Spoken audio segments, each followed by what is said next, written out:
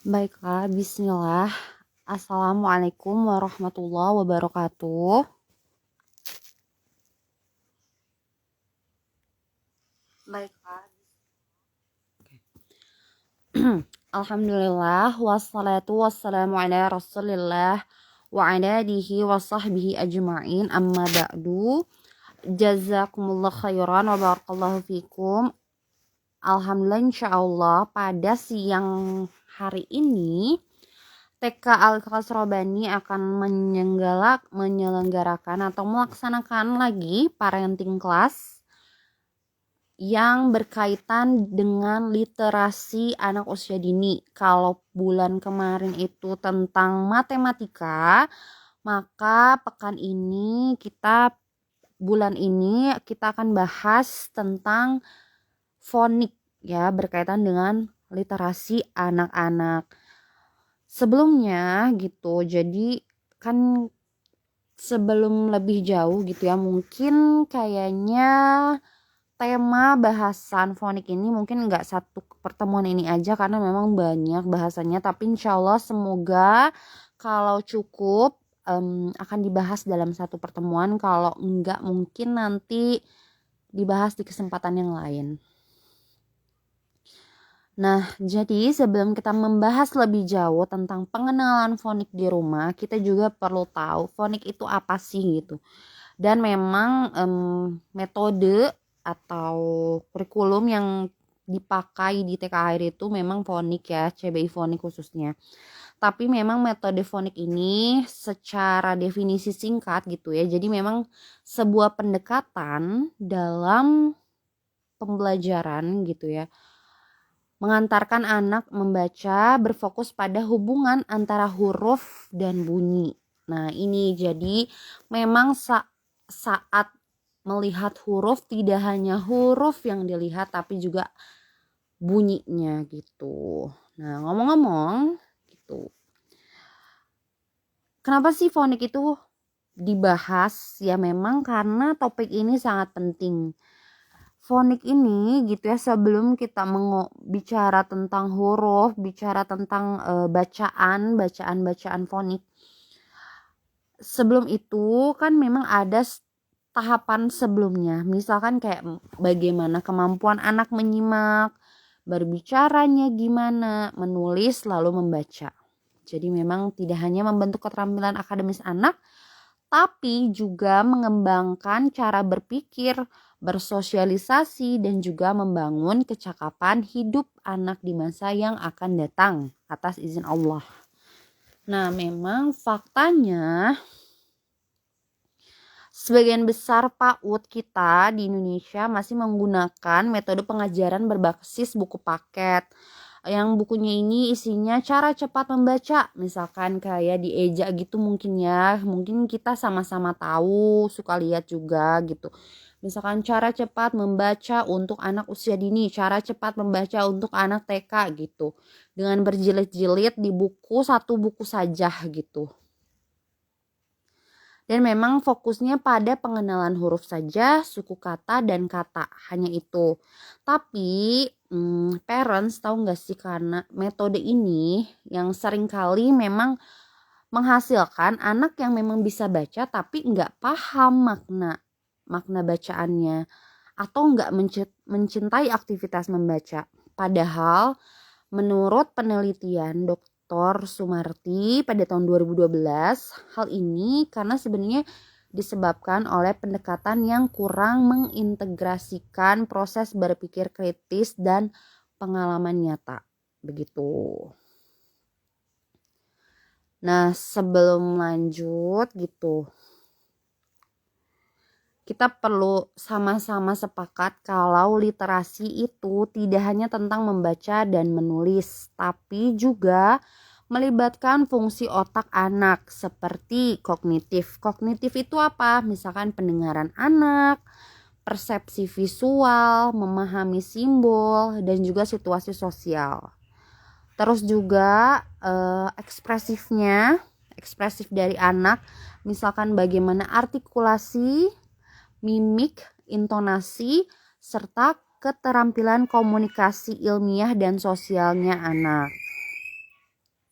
Jadi ada sebuah buku gitu yang penulisnya Gordon menyatakan sebenarnya memang literasi membantu anak memahami konteks informasi, mengembangkan pengetahuan dan membangun kecakapan hidup. Nah, sebelum bahas fonik, kita juga perlu tahu perkembangan literasi anak berdasarkan usia gitu. Jadi kan mungkin kita selama ini tuh kayak terkagum-kagum, misalkan anak 2 tahun udah baca, anak 1 tahun sudah tahu huruf dan semacamnya. Nah, kita lihat dulu bagaimana perkembangan literasi anak sesuai usianya. Untuk anak 0 sampai 2 tahun, fokus mereka memang masih pada menyimak dan membedakan bunyi.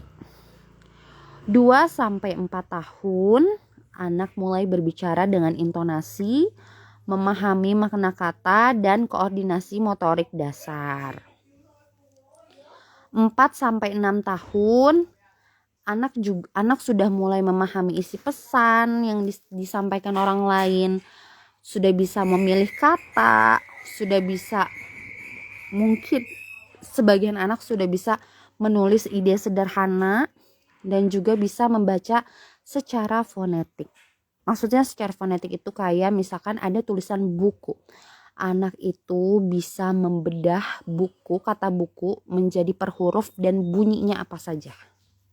Baru 6 sampai 8 tahun, anak mulai menyusun tulisan dan menghubungkan kata dengan peristiwa yang dia alami. Nah, jadi kemampuan fonik ini juga gitu ya, ada tahapannya gitu, enggak tiba-tiba gitu, enggak tiba-tiba anak bisa baca atau enggak tiba-tiba anak bisa nulis. Memang tahapannya itu begini ibu-ibu. Kalau kita memakai metode fonik, tahapan pertama benar itu adalah yang paling dasar itu adalah bagaimana sih anak menyimak suara kita, menyimak apa yang dia dengar. Dari menyimak, bagaimana anak berbicara setelah itu. Apakah saat anak berbicara sudah lancar? Apakah saat anak berbicara pelafalannya sudah jelas? Seperti itu. Terus selanjutnya setelah berbicara itu baru menulis gitu. Jadi mungkin selama ini kita itu kan mikirnya itu membaca dulu baru nulis, tapi sebenarnya kalau dari Montessori itu, terus yang kami pelajari itu adalah menulis dulu baru membaca. Nah, terus gitu selanjutnya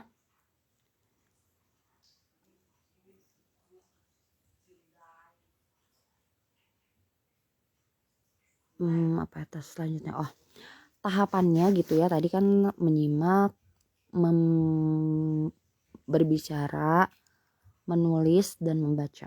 Nah, kalau dibedah lagi untuk anak usia 2 sampai 4 tahun gitu ya, ini anaknya usia sudah mungkin kalaupun TK itu usia kober gitu atau TKA.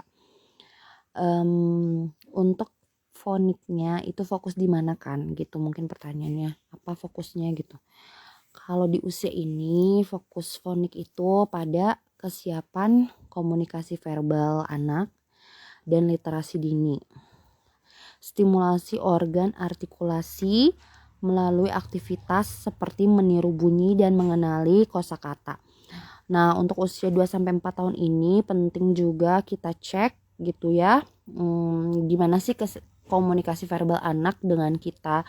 Terus bagaimana kita mengenalkan bacaan-bacaan kepada anak gitu ya. Misalkan bagaimana kita membacakan buku kepada anak, itu juga mendukung anak dalam memahami fonik untuk tahapan selanjutnya.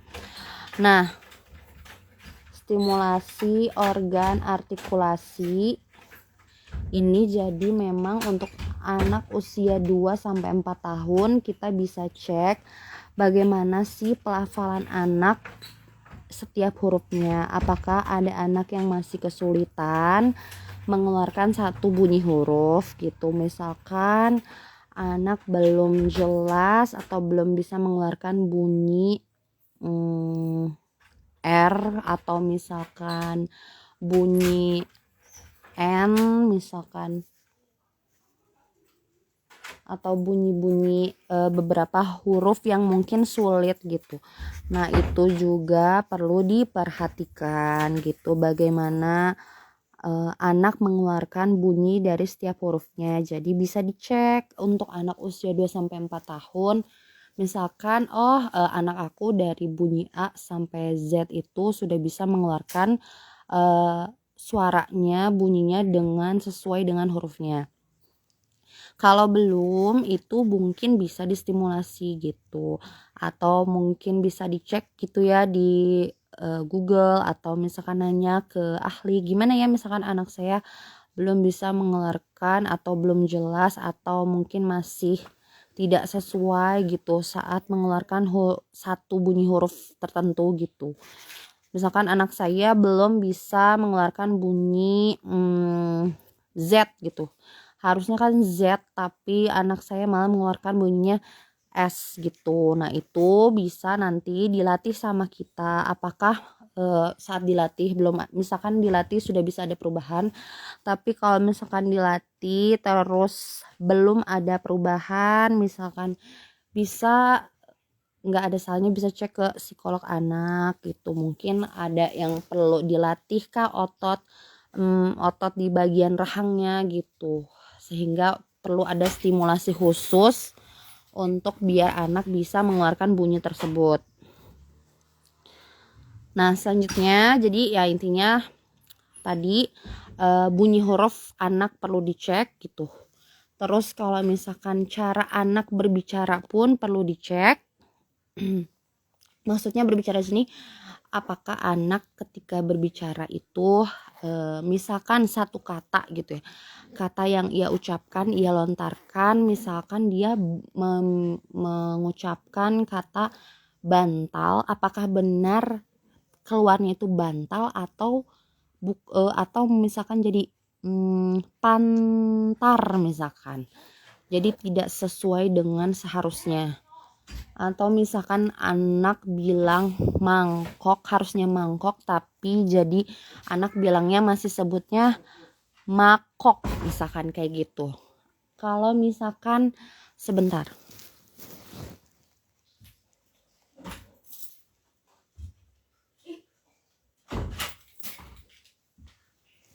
misalkan anak sebut harusnya disebutnya garpu tapi anak sebutnya galpu misalkan, atau gapu. Nah itu juga berarti kan pelafalannya belum sempurna gitu.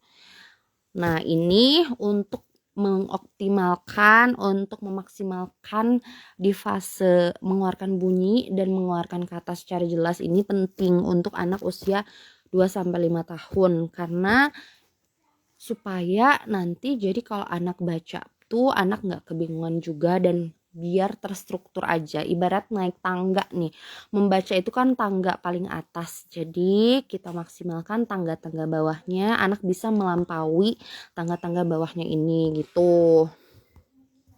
Nah terkait bunyi, di sini saya mau share bunyi itu maksudnya gimana. Jadi kan tadi saya sebut ya, metode fonik itu tidak hanya huruf tapi juga bunyi huruf.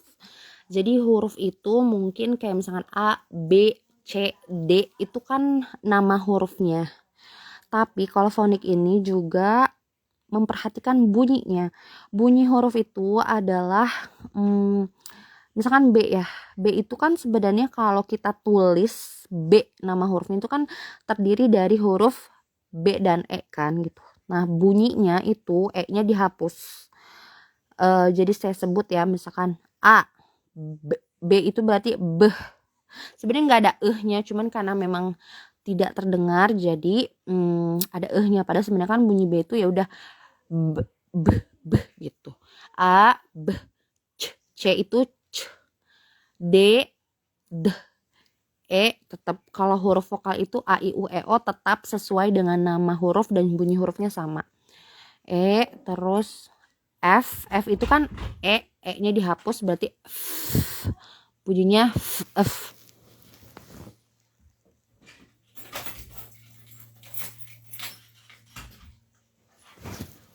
Kalau G, E-nya dihapus jadi G.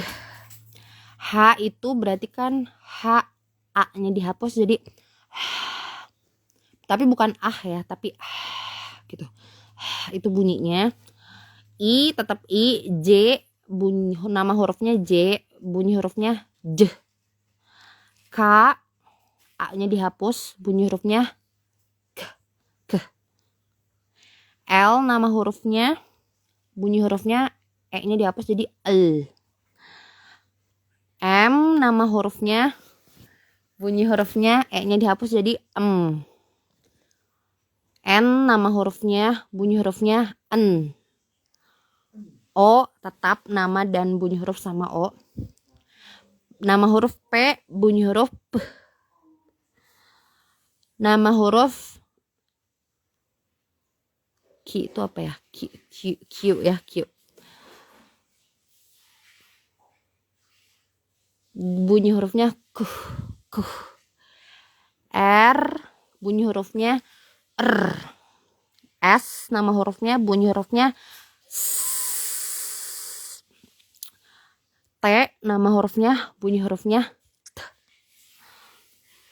U nama huruf, bunyi huruf tetap U.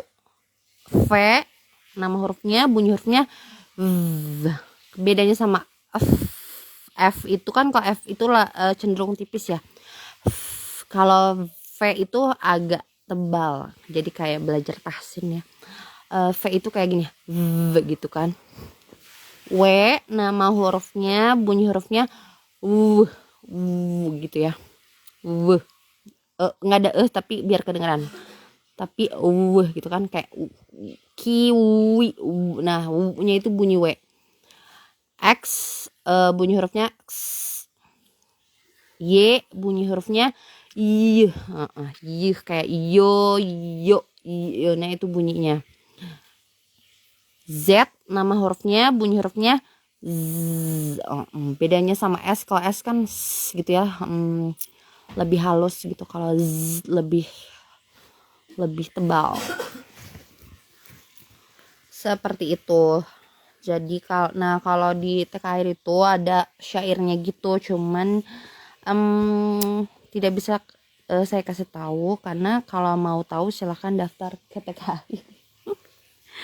Seperti itu ya. Jadi tadi bunyi huruf sudah ada bayangan ya. Jadi memang fonik itu fokusnya itu dia jadi kayak fokus dulu di bunyi hurufnya, baru naik ke nama huruf, terus ke kata, dan selanjutnya. Tadi kan sudah tuh 2, ulang lagi. Jadi 2-4 tahun fokus tadi pada kesiapan anak dalam komunikasi verbal dan literasi dini. Terus selanjutnya stimulasi organ artikulasi gitu kan. Ini tuh aktivitasnya bisa kayak meniru bunyi gitu, atau mengenal kosakata. Meniru bunyi misalkan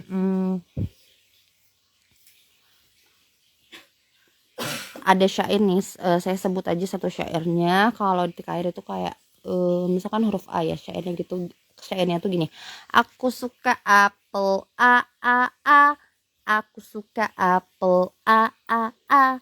Aku suka apel A A A. Bunyi huruf A.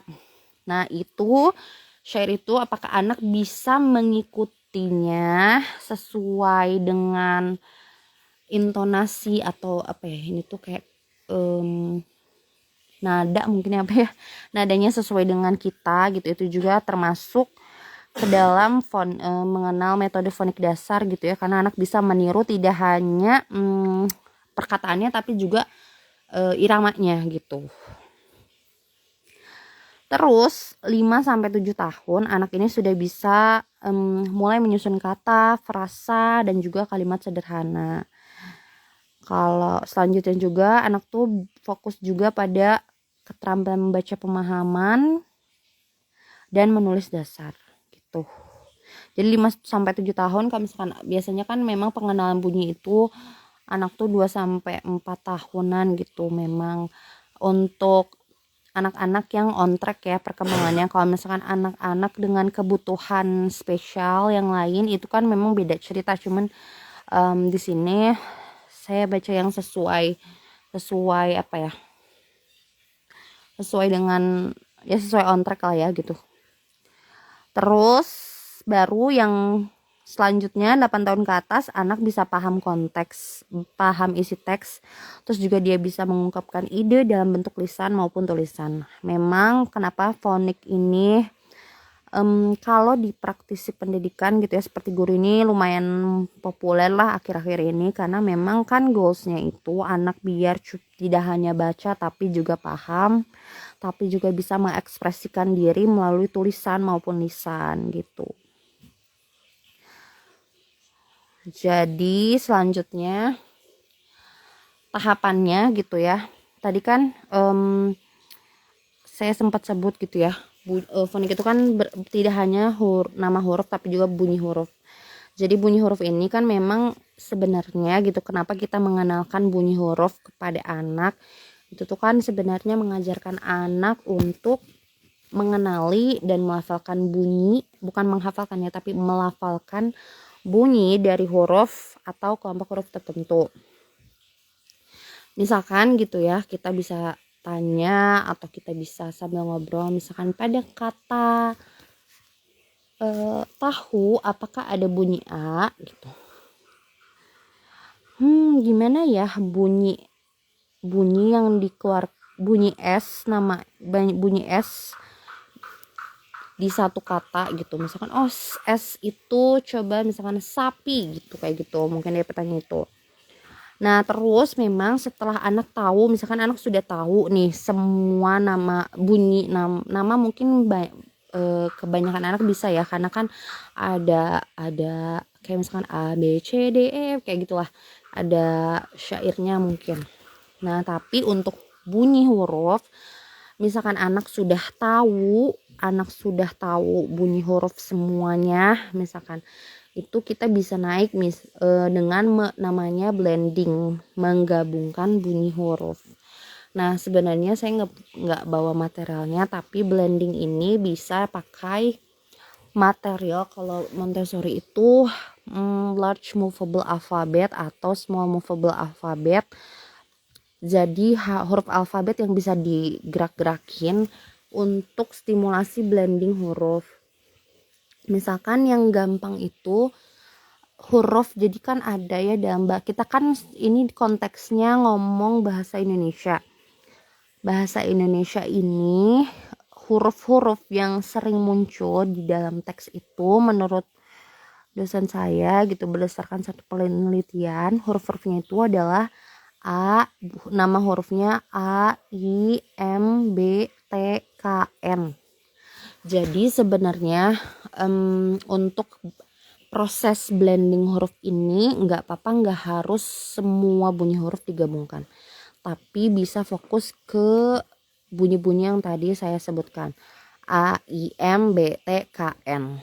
Misalkan perpaduan bunyi huruf A, I, M, B, T, K, N, misalkan apa ya, mama, terus apa lagi ya, Bima, itu kan nama orang. Nah itu bunyi hurufnya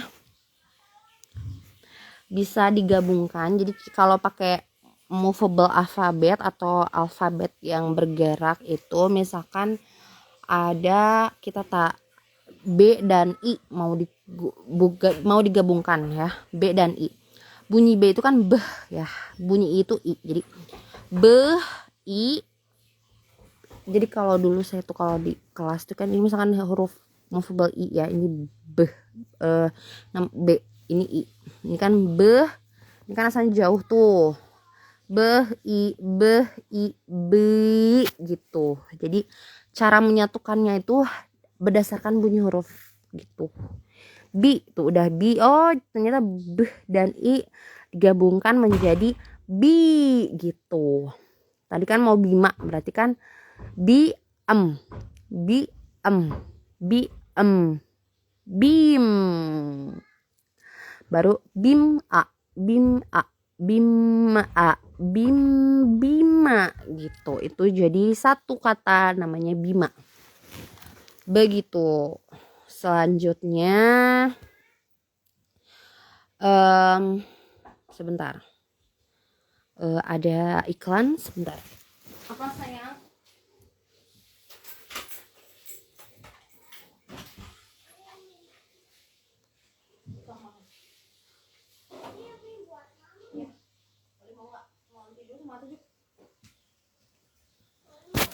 Mama lagi ada kelas bentar ya.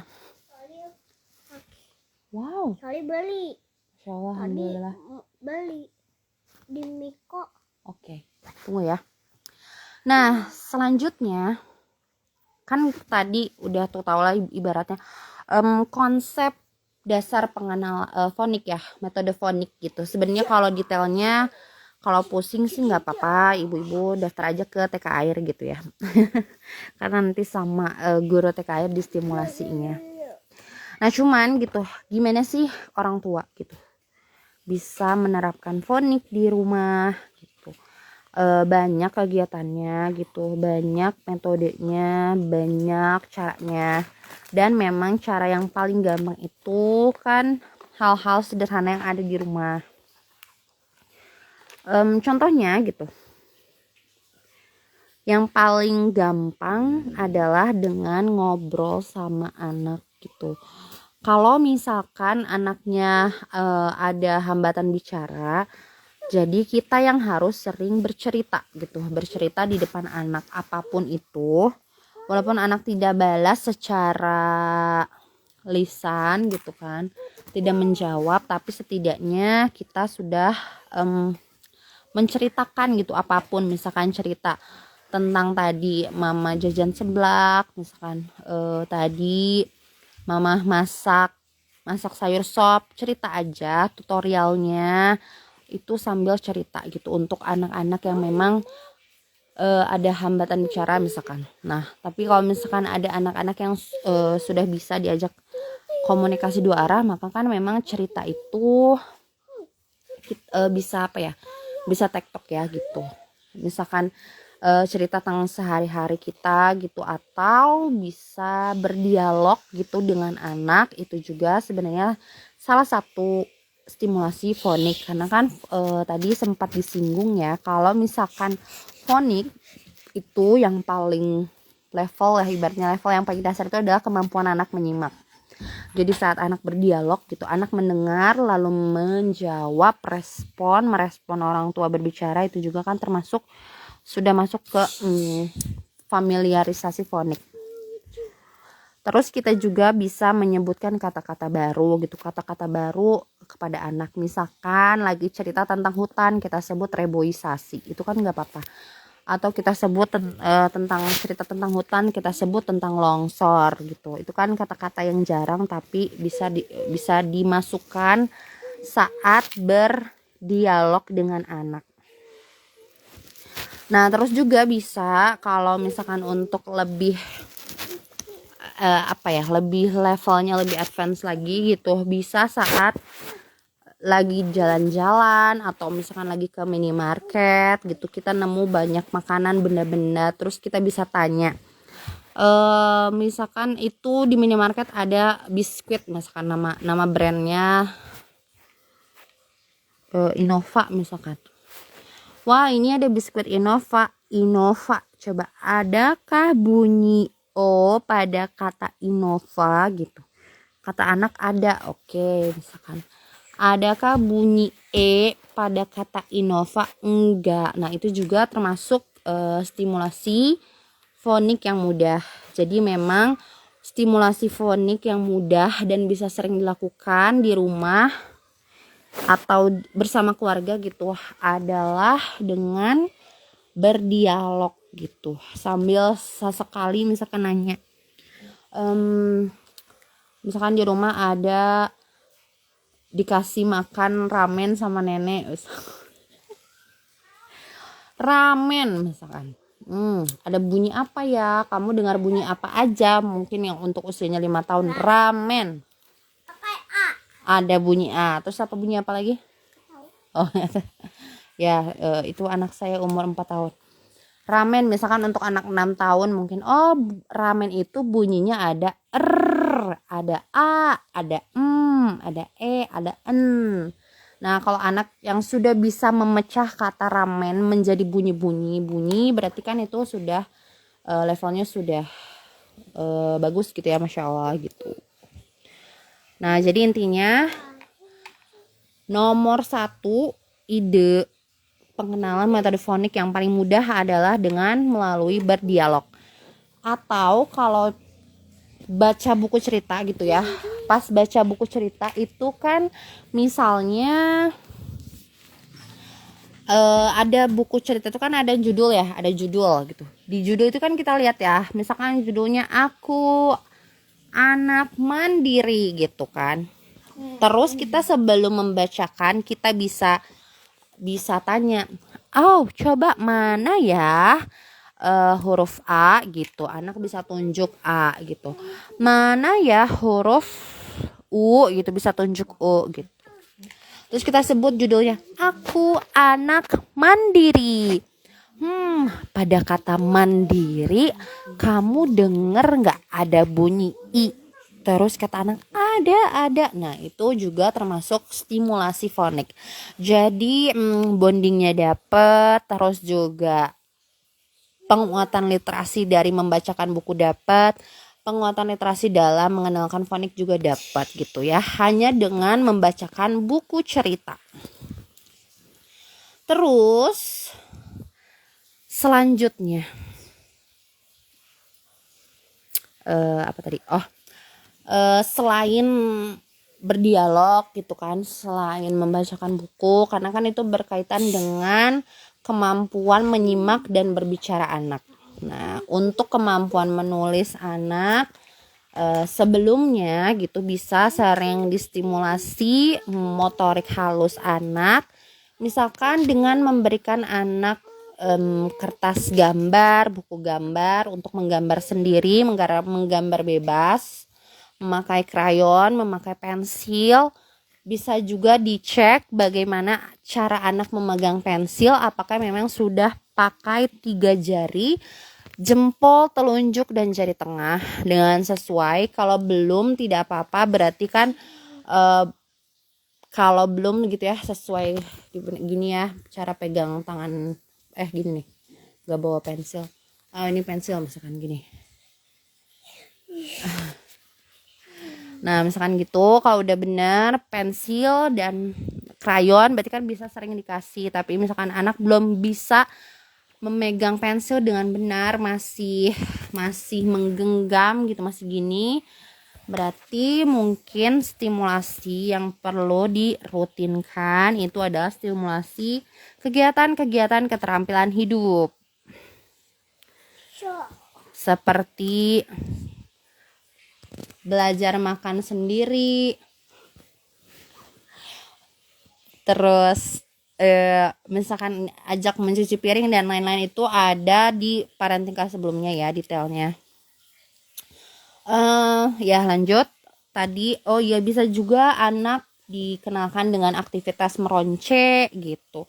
Anak memegang nama huruf yang ada pasirnya, kalau di Montessori sebutnya sandpaper letter, kayak gitu bisa gitu. Pokoknya kalau untuk mengenalkan huruf-huruf ini, kalau sekiranya anak sudah hafal huruf berarti kan sudah bisa ya gitu. Coba anak misalkan meniru tulisan di buku ceritanya gitu. Atau kalau yang belum ya bisa perbanyak kegiatan motorik halus, misalkan meronce, menuang, terus membuka, mengunci gembok, membuka, mengunci pintu, menalikan sepatu, terus apa lagi ya, memakai sumpit gitu kan, mencapit dan lain-lain. Pokoknya kegiatan-kegiatan yang bisa mengoptimalkan motorik halusnya. Ini penting untuk biar anak nanti bisa memegang pensil dengan benar. Karena kalau anak belum bisa memegang pensil dengan benar, bisa dipastikan juga belum bisa menulis tulisan huruf dengan benar. Karena kan nanti juga tulisan huruf ini kan nanti kan di kertas ya gitu. Itu juga ada tahapannya. Nggak langsung ke buku tulis yang kita suka temukan di Borma misalkan, itu kan itu untuk nanti, itu untuk kalau memang sudah bisa menulis huruf dengan size font apa ya, size ukuran huruf yang kecil. Tapi kalau anak usia dini sepertinya sedikit ya, segelintir anak yang sudah bisa menulis di buku tulis yang ada sering di toko buku itu. Jadi memang walaupun anak sudah bisa menulis, tapi bisa disediakan buku buku seperti buku gambar dulu gitu kan, atau yang buku kotak ya. Ada buku judulnya buku kotak, itu kan si kertasnya itu apa ya, si garisnya itu tuh nggak sekecil buku tulis biasa gitu. Itu ada di marketplace kayak gitu. Nah nanti kalau sudah terbiasa, sudah bisa rapi, baru bisa tulis di buku tulis biasa gitu. Terus juga kita bisa menciptakan lingkungan di rumah gitu yang memang melek literasi gitu. Paling mudah misalkan ya sering membacakan buku gitu kan, mempunyai mungkin kalau yang punya cukup lahan di rumahnya gitu, itu bisa dengan pakai perpustakaan mini gitu ya, di rak buku anaknya gitu kan, buku-buku kesukaan anaknya gitu. Terus juga biar tidak mubazir, sebenarnya kan di rumah itu banyak tulisan-tulisan ya gitu, entah itu merek di botol kecap, botol minyak wijen, botol-botol yang lain, itu kan bisa juga anak kita kenalkan gitu. Tiap tulisannya, ini botol kecap mereknya misalkan kecap merek gitu, itu bisa dikenalkan kayak gitu. Jadi intinya bisa maksimalkan benda-benda atau material-material yang ada di rumah. Intinya memang anak itu perlu pengulangan, perlu konsistensi dan juga baik pengenalan bunyi maupun makna kata ya. Intinya memang bunyi dan makna kata itu penting kayak gitu. Nah mungkin untuk sesi 1 dari pengenalan fonik di rumah dicukupkan dulu segitu.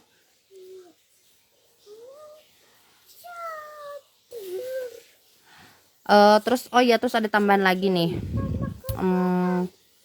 aktivitas yang lain gitu. Misalkan kayak kalau misalkan 2-4 tahun lah, misalkan tadi bisa bermain mencari bunyi pada benda atau gambar, meniru suara, melafalkan kata-kata sederhana yang tadi disebutkan. 4-5 tahun bisa meraba huruf, tadi juga disebutkan ya, mencocokkan huruf atau membaca gambar dengan bunyi. Tadi misalkan yang tadi saya juga contohkan, misalkan ada buku bacaan, terus anak waktu kita tunjuk di judul bukunya gitu, kita tunjuk hurufnya, anak sebut bunyinya, itu juga bisa. 5-7 tahun anak bisa menyusun kata menjadi kalimat dan juga bisa membaca dengan pemahaman. Tipsnya untuk orang tua, intinya 1, kita bisa fokus gitu ya, observasi, menyimak atau melihat kira-kira anak saya ini ada di tahap apa ya, apakah masih di tahap menyimak ataukah masih di tahap berbicara, atau sudah bisa masuk ke menulis, atau sudah bisa fokus ke membaca gitu. Kalau misalkan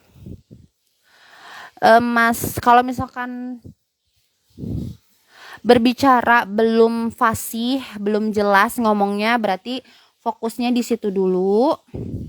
Jangan dulu loncat ke menulis, apalagi ke membaca.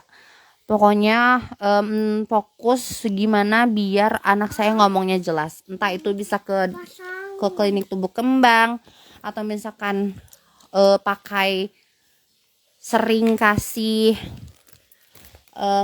apa sih kayak suplemen makanan kayak misalkan madu kayak gitu-gitu kan, itu juga bagus ya gitu untuk kecerdasan anak dan lain-lain atau yang lainnya gitu, itu bisa. Yang penting kalau anak sudah bisa bunyi A sampai Z dengan jelas, itu anak sudah bisa dikenalkan dengan menulis gitu.